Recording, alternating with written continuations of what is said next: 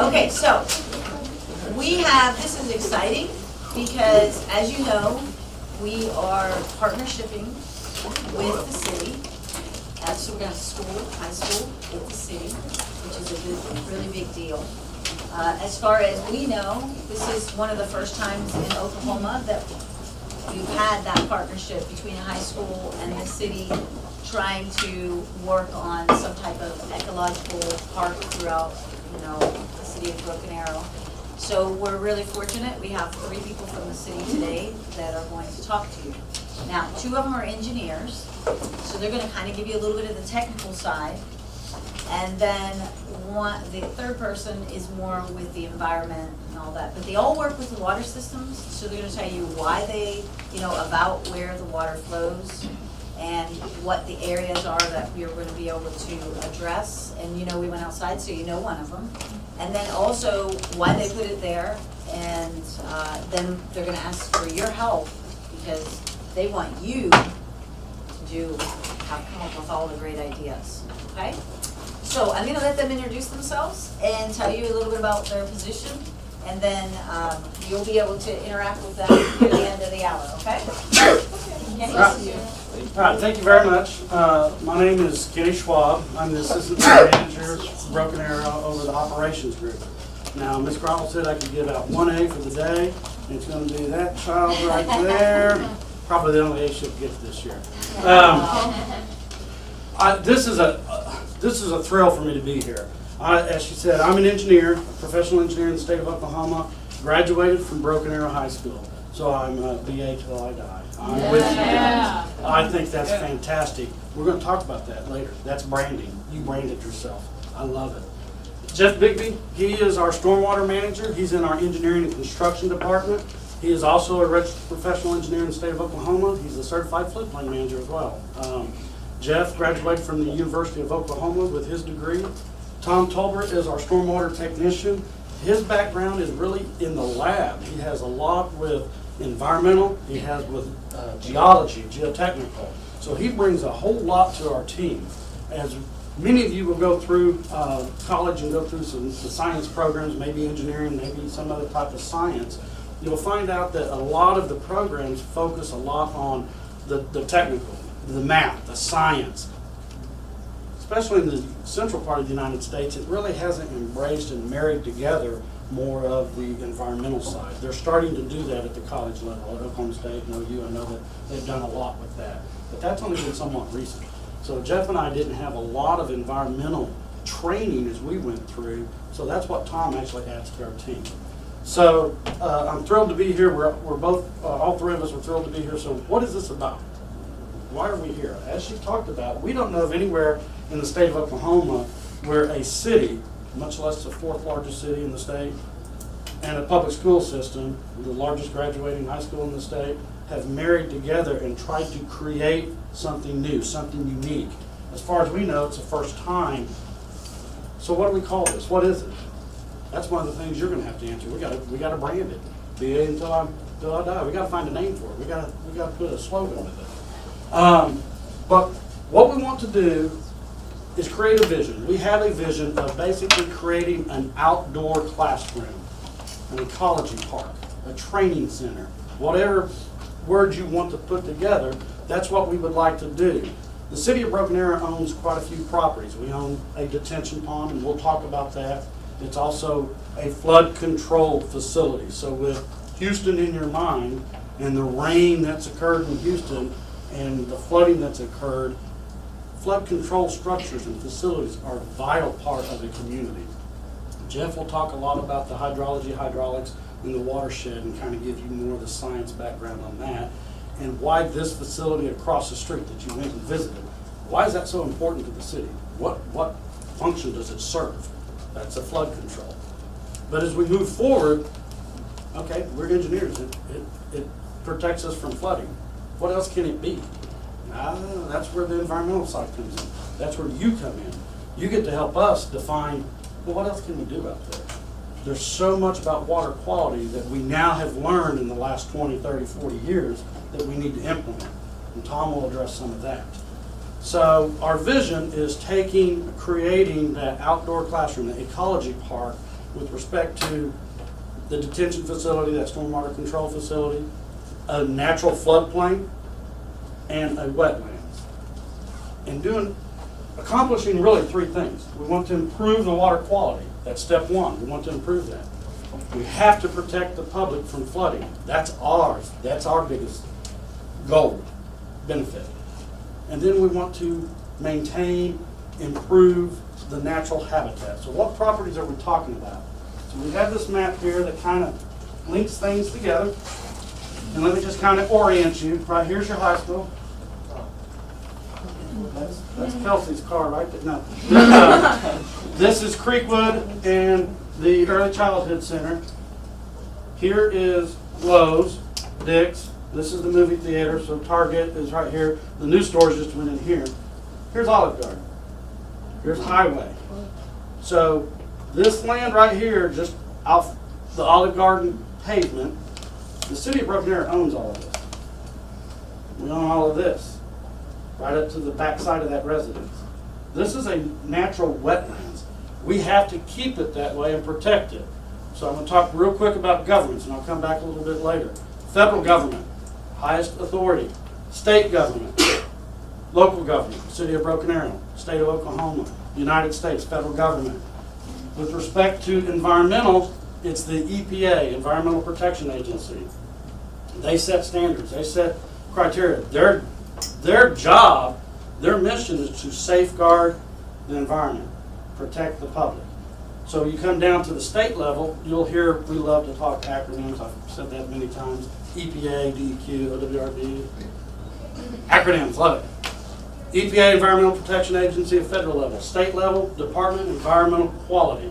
They really govern air quality, the water quality on wastewater and water. And then there's also the Water Resources Board. They actually have a role in this as well. So we've got a few government agencies. We've got the United States Army Corps of Engineers that functions in the wetlands. So this is a permitted, and it must be, as Jeff will say, deed restriction. There's deed restrictions to keep this as a natural wetlands. So there's habitat in here. Maybe we can enhance that habitat. So as you go up this way, here's a floodplain. The city owns this floodplain. It abuts Broken Arrow Public Schools. This is what was Westland. So it abuts your property. And then this is our detention pond. We actually own this. This turns into Mean House Park. So if you were so inclined, which I am not, but if you are, you could walk from Olive Garden all the way to Mean House and only be on the City of Broken Arrow's property or Broken Arrow Public Schools. That's a long stretch of wetlands, floodplain, the detention, flood control. So that's our vision of reaching out to you, pulling you in with us, getting creative ideas of what can we do to keep those three things. Protect from the stormwater side, the flooding, enhance the water quality, improve the water quality, enhance the wetlands. So at this time I'm going to let Jeff Bigby come up and he's going to talk more on the floodplain aspect. Yeah, I'm Jeff Bigby. I'm the stormwater manager, City of Broken Arrow. I'm civil engineer by background, and most of what I learned in college was about hydrology and hydraulics. Like Kenny says, back then the environmental was almost a whole separate world, whereas now if you're getting into civil engineering or other disciplines, there's a lot more environmental rolled right into it. But before I get to kind of some of the things about hydrology and hydraulics, let's talk about the watershed. Many of you hear about watersheds here and there. I can kind of talk about what one is and kind of specific issues about this one. The watershed, generally, what is outlined in the blue shading here, again, get you oriented here. Here's the high school, here's the detention pond, here's the highway. The blue outline, if any raindrop falls on a piece of ground or any land within there, the runoff, the water that doesn't absorb right into the ground. During really heavy rains, the flow actually starts into the smaller creeks and it keeps draining north and gets bigger and bigger. So a watershed defines, it starts at the point in the main creek Everything that falls within this blue shaded area on a heavy rainfall will eventually flow right through that portion of the creek right there. This is a very large, relatively large watershed for an urban area. It's 1,622 acres.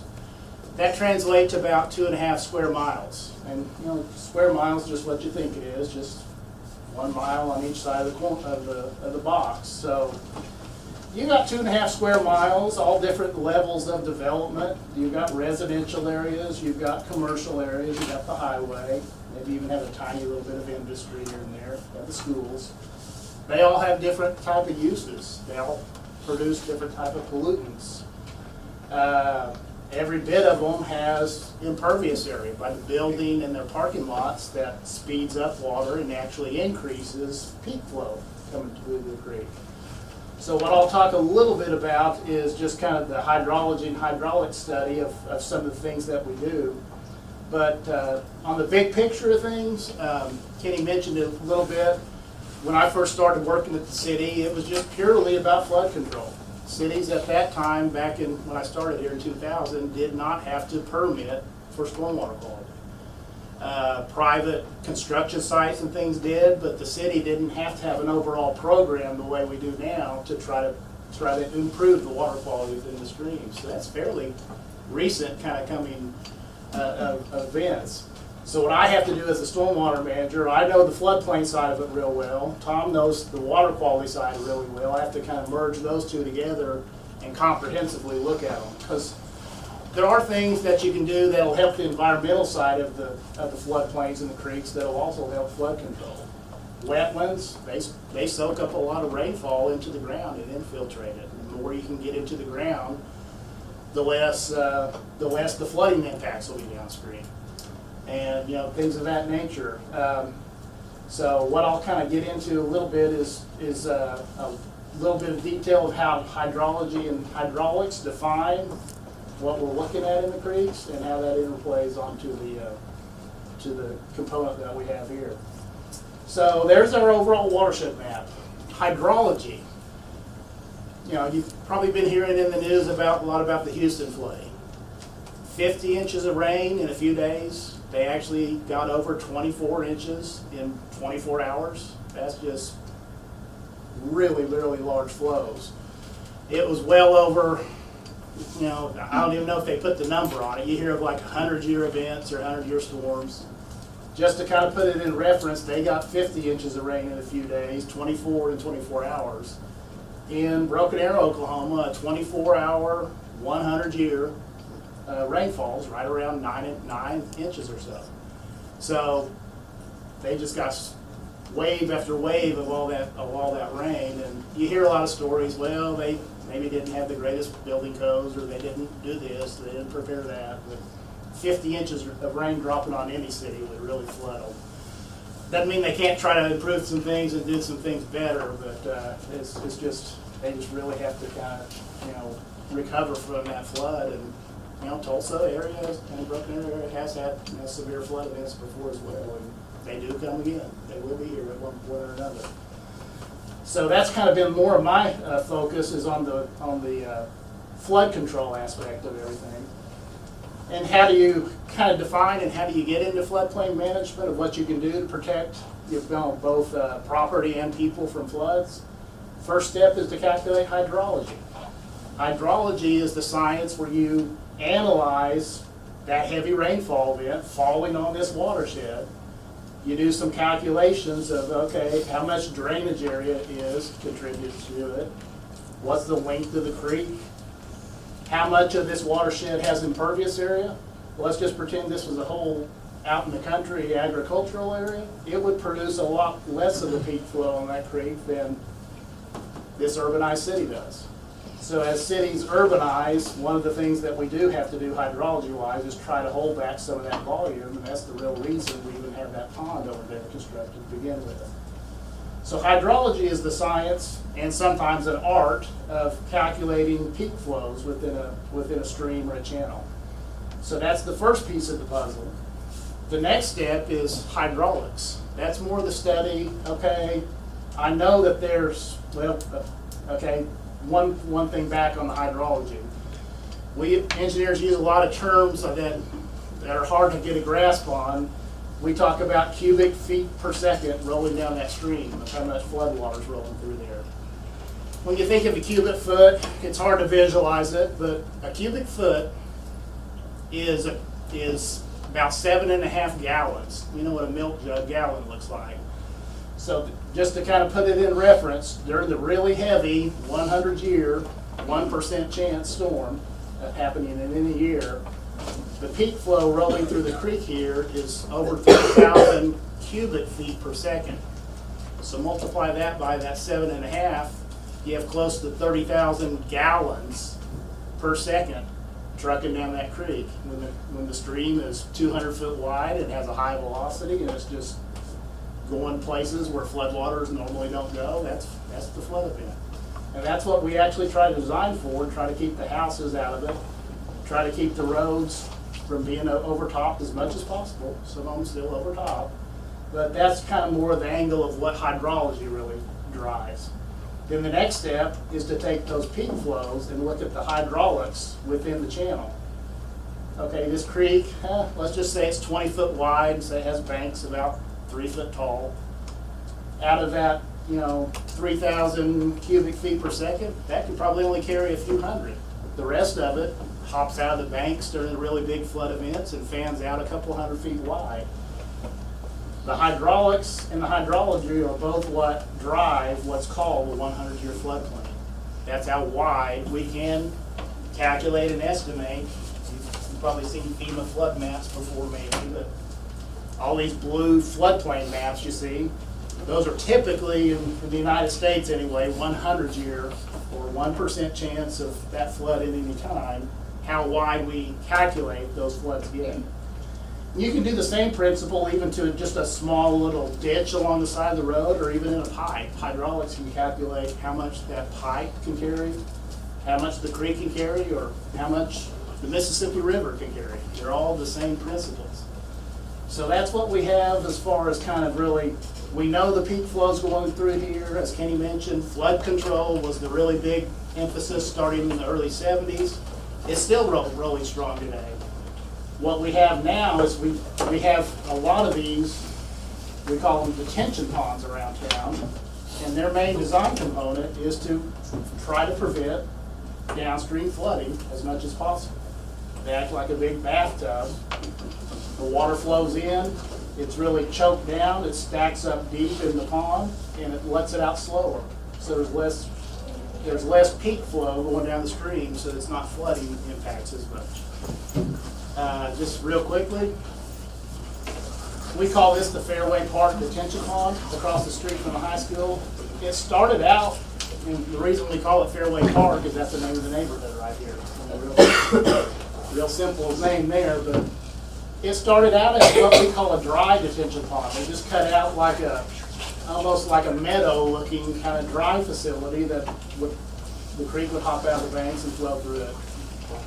It was dedicated to the city back in 2004. Since that time, we knew we needed to do some more flood control, so we've been added on to it. Over the years, you've seen it just progress. It's kind of ugly for quite a while.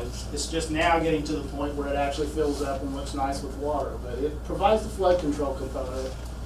The challenge we have now is we want to also get some stormwater quality benefit out of it. Ponds can actually settle out pollutants. They can provide habitat, they can provide recreation. We want to make our flood control facilities multifunctional. So that's part of what this whole collaboration is about. And kind of with that, I'll turn it over to Kenny or go to Tom on I'll bring Tom up in a stormwater. second. All right, so Jeff's talked a lot about the hydrology, the hydraulics, the important part from the city to protect the public from the flood waters. And like I said, with Houston in mind, that's extremely important and critical. Now, you talked about Houston getting 50 inches of rain in a short period of time. Does anybody know what our record rainfall here in the Tulsa area is? Jeff told you that our 1% chance, that's that 100-year that you hear all the time, we have to regulate to a 1% chance. Any storm event during any given year, you have that 1% chance of equaling or exceeding it. For the Tulsa Broken Arrow area, it's about 9 inches in 24 hours. about 9 inches. Back in 1986, October of 1986, also Broken Arrow received our maximum rainfall, our historic rainfall. We had 15 inches in 8 hours. I actually was here and witnessed it. If you went to Indian Springs School, if you grew up down in Indian Springs, the Indian Springs School was flooded. It had about 1 foot of water in it. The houses back there were flooded. The amount coming out of Keystone Dam was an all-time high. It was over 310,000 cubic feet per second. Now, we just talked, what, 3,000 here? That was 310,000 cubic feet per second because it's about to overtop the Keystone Dam. That's that balancing act on a large scale. So that's our record rainfall, 15 inches in 8 hours, okay? Now, with respect to water quality, that's why we're here. That's why we want your input. We need your assistance. Broken Arrow is fantastic with their environmental science classes. One of the few in the state that have not only an environmental science class, but how many they have, and what they're teaching and training in it, and then what Tom brings to us. So when we talk water quality, do you guys think about water quality every day? Well, you guys do because you're in this class. The rest of the public does not. But water quality starts when you got up this morning. You turned on the water, you took a shower, you brushed your teeth, you maybe drank some water or something. That's drinking water quality. Still came out of the Verdigris River, which this actually will discharge, release that water downstream to Adams Creek, as he talked about, Adams to the Verdigris, and then we pick it back up and treat it. So there's water quality standards that we have to meet when we pull it out of the river, treat it, and then send it to the public. There's wastewater. We collect all that from the shower, from the laundry, from the sinks, from not just residential, but commercial. We collect that water, we take it down to the Arkansas River. We have 2 wastewater treatment plants. We treat the water there, bring it down to a certain water quality standard, and we release it back to the environment. Everything in between, which the rainfall, just the runoff, anything that flows through the creek, that's the stormwater quality that we talk about, but it's truly just water quality. And at this time, I want Tom to come up and talk about that aspect. And this is, we're going to start asking some questions here in a minute. So, Tom? I'm Tom Talbert, City of Broken Arrow. I handle stormwater quality on the surface, stormwater and surface waters. Not drinking water, I have nothing to do with that. As Kenny said, we're trying to improve our stormwater quality. It's kind of mandated by the state through the EPA. We do it at in construction side. There's 3 permits we deal with in the state through the ODEQ. It's the OKR 05, which handles stormwater outfall from our sewer plant. We have the OKR 4, which handles the entire city's stormwater outfall. And our construction problems is the OKR 10. They mandate certain aspects of what you do in construction. As Kenny was saying, all the water in the watershed goes into one point. How many polluters do you think are in this area? What are the sources of pollution? Do I have ideas? What? Household pollutants, and you know.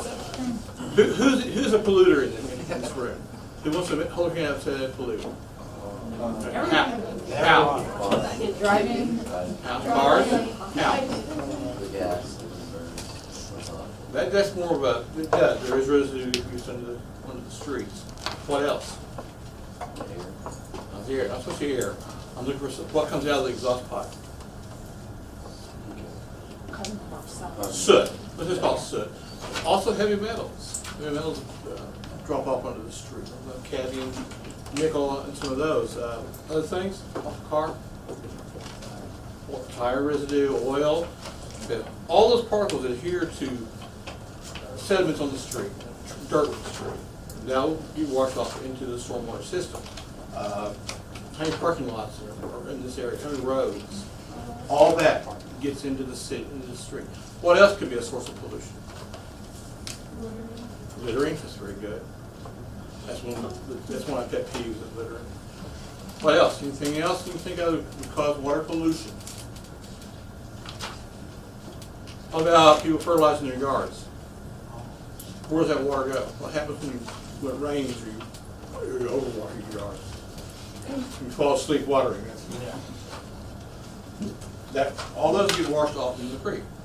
Everybody seen algae on the ponds and everything? How thick it is? What's the source of that algae? What do you think it is? What causes that?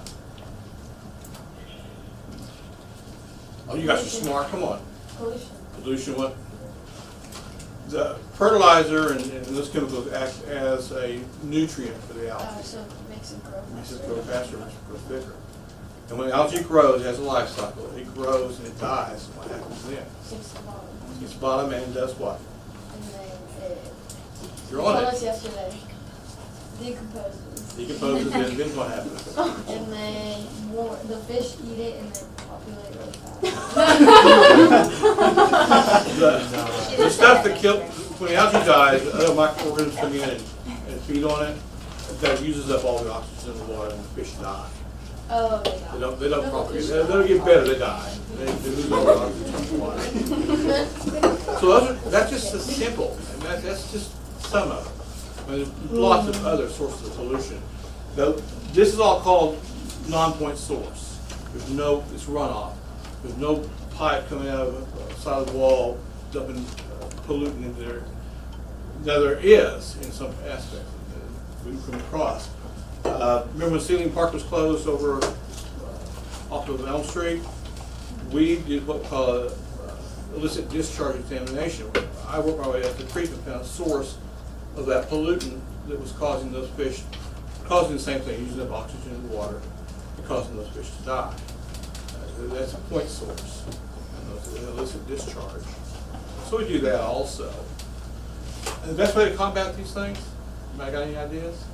What's a good way to keep pollutants and water quantities down? Wetlands. Wetlands act like a great big sponge. Not only do they soak up water, tremendous amounts of water, and hold that and let it out gradually, they also soak up pollutants. I see it. This upper pond right here, you all have done a field trip over there. What are the conditions of these two ponds? What did you notice about those two ponds? Just visually observe. What did you notice? Why was it cleaner? What aspect of these two ponds were bad? What did you notice? What looks bad about this?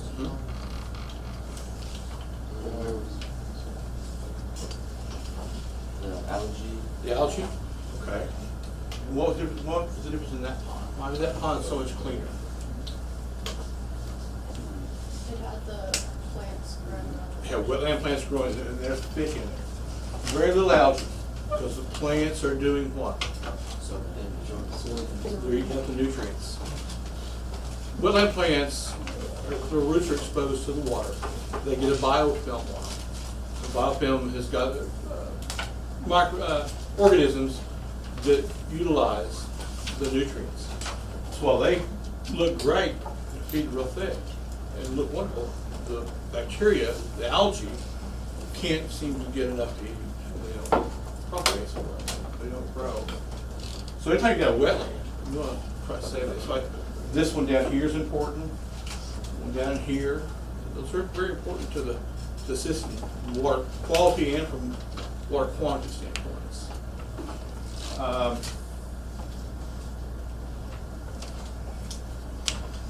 One way we're going to talk about to take care of this, we're going to look at floating wetlands. I think she's mentioned this to you guys before. You guys have any questions along that line? Any comments? No? Okay. Go ahead and open it up now. I mean, that's a perfect transition. I'm gonna pull this one over here. So, again, why are we here? We're here for your feedback. Tom, that was fantastic to talk about water quality. So as we think outside of the box, as we start trying to pull this partnership together, what do I need from you? I need ideas. Before we, as a government, can implement something, we have to have ideas. Once we have the ideas, we can set goals objectives. We can define a problem, we can start identifying a solution, defining it, and then you start researching it, getting your information, and then try to implement it. So right now, I'm curious, what are some of your ideas? What could we do based on what he's talked about with water quality and what he's talked about with floodplains and what she's been teaching you? What potentially could we do in this flood control facility, this detention pond? Any ideas? The floating wetland. The floating wetlands is absolutely one. That is something, as he talked about, this is a sediment basin, so I'm trying to drop out sediment. This is really the wetlands with the plants, and then being really fancy and intelligent here, we named this the upper pond and this the lower pond.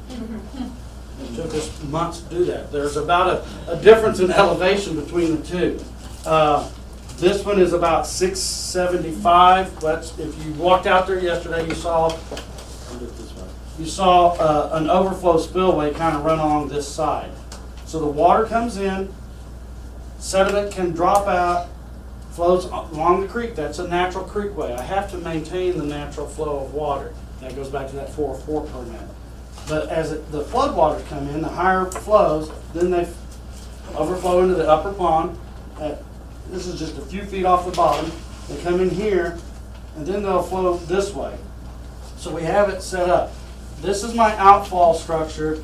This is an overflow spillway to let all the water out of this combined pond. There's a pipe here, a 42-inch pipe, diameter pipe. That's what sets the whole pond elevation. This is 671, this is 670.75. So there's roughly about, can be 6 feet of difference based on evaporation. If they were all connected that way, you're about 6 foot of difference. This pond is not very deep. We've got surveys that show we're only a couple feet here and maybe, what was it, 6 feet? 5 or 6 feet here. And that's about the max depth you get. So there's not a lot we can do up here. But we can still enhance what it already is. The water quality that's up there we can enhance. But what are some ideas that we can do? Floating wetlands is one. Kelsey better answer because I Rain texted her. garden. There it is. A rain garden. We can do a rain garden. How many people have driven down Broadway? Over, I'm going to say about, well, where the library is. We have some rain gardens just on the Broadway, and I think it's birch and maybe even ash, where the water, as we talked about, flows off the streets, so it's got the pollutants that you get in the streets, and it flows through the rain gardens, and those rain gardens efficiently improve the water quality. So we could do potentially rain gardens. We have a 24-inch, I believe, culvert here and here on the north side of the road out here, 61st Albany. On the north side, there's 2 inlets. So it collects the rainwater and then drains into the pond. So potentially a rain garden there. What else could we do? Floating wetlands, rain gardens, what's some other ideas? What did Tom said something about, what happens when a body of water becomes stagnant? What does it need? Oxygen. Oxygen. How do we get oxygen in to the pond? What? Water. A water fountain. We have 2 aerators, about here and here, and that's it. 2. We could put another aerator in here, or we could do more of a real fountain. Maybe we could go off to the side over here and construct what is called a Cascade Aerator, so you can build rocks in there and put a pump down in the bottom and then recirculate the water across that aerator. You can actually measure, you can go collect the water, measure the oxygen in the Cascade Aerator, the dissolved oxygen. You can go pull out of the pond and see what the different sample is to see what benefit you're putting in. If you did an aerator, what do you need? You need a pump. You need something else to run the pump. Electricity. You need power. Electricity. We have electricity, but who said that? There you go. In this day and age, this class, I'm wanting to think outside of the box. I'm wanting you to think energy efficient, solar panel. Now I'm not running electricity over there to run it. I'm using solar energy to run it and creating electricity. So that's something that we can do. Yes, ma'am. Can certain like underwater creatures bring oxygen, like frogs or something like that? You just release a bunch of frogs in there. They need oxygen. I mean, like that sounds funny, but like, could they bring oxygen? They need oxygen, but Yeah. Could they put the oxygen? well, let's into go the one. pond? Let's go with this. What do I have in here? I don't know. Yeah. So step one, inventory, biological. I don't know what I have in here. Yeah. So maybe that's one step that we can do immediately is do a biological inventory, fish, turtles, frogs, and then we can kind of figure out what's going on, what I have there. And that may be something that we want to do annually or every couple of years. Because if you, as Ms. Crottle said earlier, you go do your first inventory, what have you effectively done? A baseline? You've created a baseline, so now you can measure. After you've made some improvements, have things improved? Have they not improved? So you kind of need to create baselines. To create baselines and to measure, you need to do, Tom said something earlier, monitor, test. What type of pollutants are coming off this street right here? How would I find out? How would I find out? Have somebody sit and watch. Basically, actually get a little more, get involved. They go out and do a grab sample. So they just collect it through a bucket, a beaker, they measure out a certain amount, and we test it. But when we test, we'll have to identify what we're testing.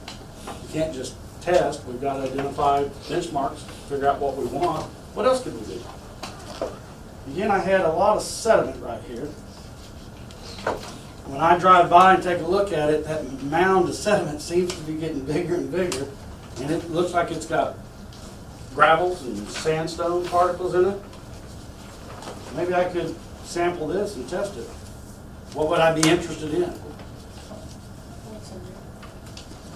What pollutants? What, the fancy word, constituents. What pollutants in there? Maybe metals? What else could we do?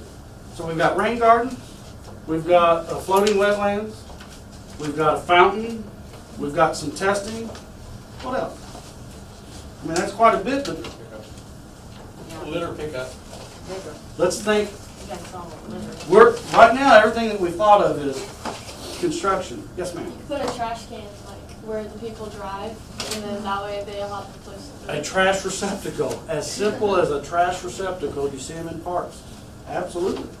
That's litter control. That's something simple, something cheap. Unless you go in the road district, those are expensive litter, trash cans. But let's even back up. What's the name of this? As good as anything, we don't have a name. What's the name of the creek? Tributary E. Tributary E. Engineers and scientists are not creative. Tributary E, meaning there was a tributary A, B, C, D. This was the fifth They all one. got names though. School Creek, Covington Creek. That, This is the only one that didn't. out of Adams Creek, they start downstream and start working up, and they start naming it. And if you live out that way or travel out that way, you'll see different names. As he said, there's Timber Creek, School Creek, there's Covington Creek, there's actually Lone Star Creek, which is just right here on as you go east here. And then you get to this one, He ran out of names. E. We got tired, we said tributary E. Well, let's think about something. How many of you have been born and raised here in Broken Arrow? Your whole life, pretty much. That's what I like to say, a whole bunch of you. How many of you lived here more than 5 years? Almost everybody. What was downtown Broken Arrow like 10 years ago? Nothing. There was nobody down there. Nothing going on. What's it like today? Completely different. It's what? Poppin'. Poppin'. Okay, Poppin' Creek, Poppin' Detention Pond. It's poppin'. But you know what? A group of people, probably about half this size, got together, had a vision around 2004, 2005 of changing downtown, and they branded it. What is downtown Broken Arrow called? Rose District. This generation, your group right now, you're the last group in Broken Arrow history that will know downtown was not the Rose District. You'll know what it was like before and after. You're it. You're the last group. As your kids, if they choose to stay here, they're going to know it as the Rose District. They're going to think you're crazy when you said, oh yeah, you used to just blow right down Main Street. That's all you did. There was nothing there. They're going to say, no, that's always been something different. Well, maybe you're the generation that changes this too. This whole watershed that we talked about. Branding and marketing. What has Broken Arrow Public Schools done so well? Not just besides education. Broken Arrow Public Schools, you branded yourself better than any other school around that I know of. How many times you won spirit championship? BA until I die. BA until I die. That's a branding. All the rest of the schools can't stand you because you've got a brand. You're recognized. They know you. BA until I die. That's a branding.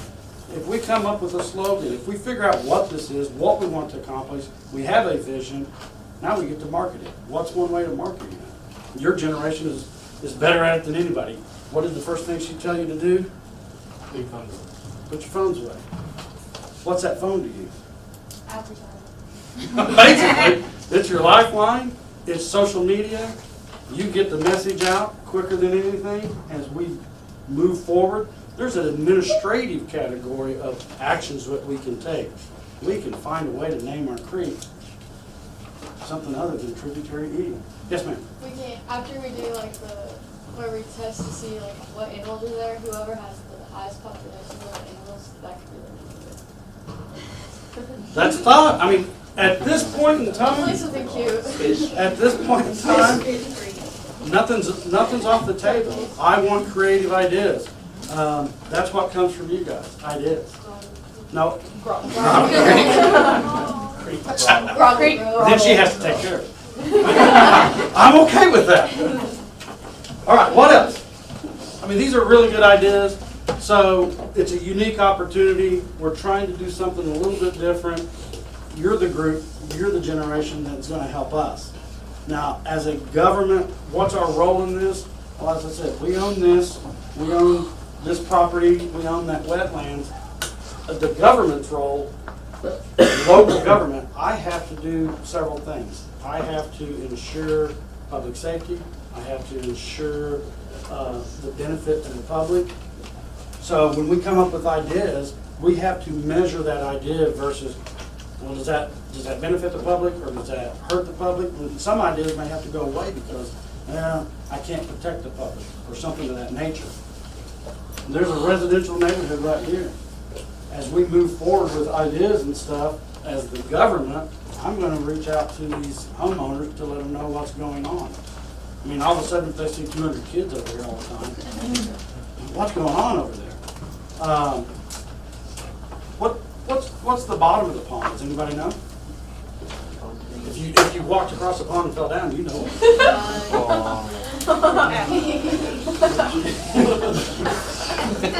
What is it?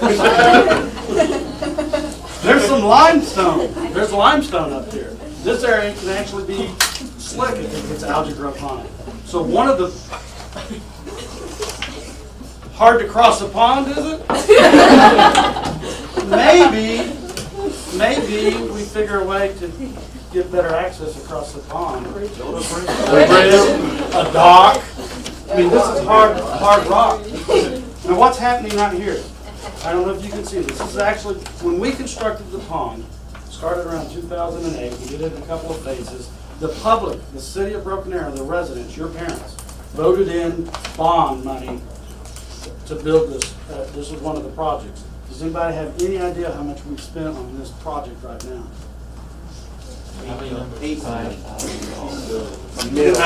First of all, I don't have it. 900,000. Just under $1 million. Now, I don't know what the original, but this pond and some of the clean out, at this point, 2 different bond propositions, almost $1 million. We're trying to find ways to do things very cost effective. The floating wetlands, the rain gardens, those aren't costly. Improve your water quality, improve your environment, beneficial use, protect your floodplain, and those are not costly. We can still find a way to potentially get a bridge or a dock in here. Now, this is rock, so when we got out here to build this pond's about 6 foot deep. This one, like we already talked about, we hit this limestone rock shelf that starts about Tiger Hill, and it runs, I'll go that way to Missouri, but it runs this whole corridor down here. We hit that and it's extremely hard. Maybe we could test that rock. I actually know, and I'm throwing him under the bus, he's not here today. I know a lab manager of a geotechnical testing lab. He's a VA grad. Maybe he'd be interested in testing the rock. Don't know until you ask. That rock is the rock in the quarries at the Precious Creek. There you go. What would we test it on? Hardness. Gold. What? Gold. Sell it. Now remember, if there's gold, this is my part. This is mine. Broken Arrow gold. It's limestone. What's lime? What's in it? Maybe that's right. So we can find what's in it. Calcium. So that's just some ideas. Any other ideas? And I think we're about wrapped up, right? 5 minutes. Okay. We can make the wetland in the shape of something, like the shape of Yeah, I like that idea too. When we were building the pond, my design was to actually build a pond with a big VA. My boss said no. a. Said It cost probably too would much. have been more than. Yeah, it would be hard to do. But back to this limestone, you see this little water path through here? Yeah. Some of y'all know. It's a little bit too wide. Some of you know exactly how wide it is. This is limestone. When we got out there to dig it, we were supposed to go deeper.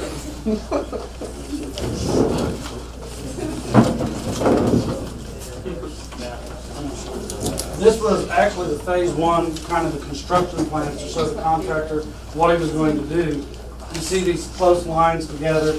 We were around 665. The water surface, I told you, was 671, so about 6 foot, a little over 6 foot. And you see how it was supposed to be all the way through? That didn't happen. I hit some really hard line. That time I spent $520,000, and it was going to go way high. So we said no. I had to redesign the construction. See this little contoured area? Look like a track. That was a fancy design of we were going to dig deeper, I don't know, 10, 12 feet total to have fish a place to populate so they could go down when the water drops. They'd have a spot. That didn't happen because they had lime. And the limestone was so hard we couldn't dig. So in that little area that I was showing you, there's a little shelf in here. We were able to trench through it, and it probably took me several days just to cut that little trench. That's how hard it is. When they were digging it, you could see the blue sparks coming up. That's hard. So it dropped off a little bit, but if you look at it, it kind of creates a little barrier in lower flows, barrier to flow. So we talked about sediment dropping out here. From the physics point of view, from the science point of view, what causes sediment to drop out? Gravity. Gravity. It just comes in, the water gets slower, and the gravity works on those gravels, that sand particles, whatever, and they drop out here. Then it flows into here. That is that natural wetlands that Tom talked about, and it's doing its job. You don't see a lot of algae growth in there. Once the plants started taking over, the algae went away. We had algae for a little bit, but the plants have really done their job. And you flow into here, this actually creates almost another sediment trap. So we talked about testing sediments. Maybe I think you can kind of see sediments building in that picture. So we get sediments there. So these are the ideas that we're looking for. What can we do? What can you do? Maybe we create little teams. I mean, there's a branding, social media team. There's a testing, monitoring team. There's rain gardens, fountains. Right now, and that's just the pond. Remember, we had. Right now, we're really focused on the pond, but as this expands, I would expect to see wetlands. What can we do in the wetlands as well? I don't know, what species do we have in here? That's your job to tell me. Kenny, on that holding pond, Yes. can you tunnel sideways on the banks and make areas for more types of aquatic creatures to have hiding spots? Possibly. You saying like in here? Like on the big one, could you tunnel like sideways, so instead of going down where fish, maybe you have the fish go down here? Already taken outside. Well, that's a great question, and there's a possibility. On the middle one, we have a sanitary sewer. We have to double check the depth of it, but as long as we're tunneling above the rock, good. And the last thing to kind of help answer that, the Vince Park down in the south over by NSU, we dug that out and really enhanced that. That was just a farm pond. We actually made it into a lot larger pond, and our stormwater crews took these big pipes, and put them out in the pond so the fish habitat. Yeah. There's a handful of those. So I appreciate your time. Now, the last thing I want to tell before you leave is tentatively we have a meeting scheduled for September the 28th. We want to come back and kind of pull the groups together, go through it kind of quickly. We'd like to potentially have a floating wetlands where we can go across the street and do something. That's 28th. Last thing is there is a sign-up sheet. All I need if you're interested is sign up. Doesn't mean you are committed. If you don't sign up, you can still come. I'm just needing it for a rough number. So through the next week or so, if you are interested, please sign up.